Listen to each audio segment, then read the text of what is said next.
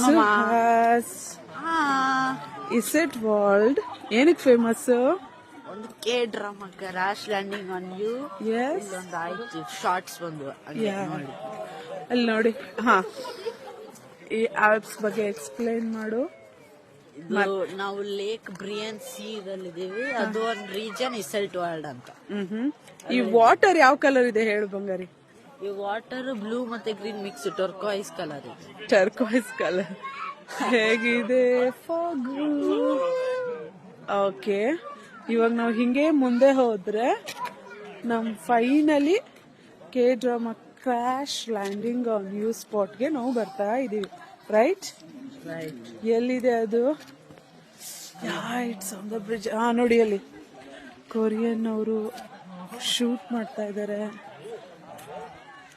ಅದು ಫಿಲಮ್ ಶೂಟಾ ಅಥವಾ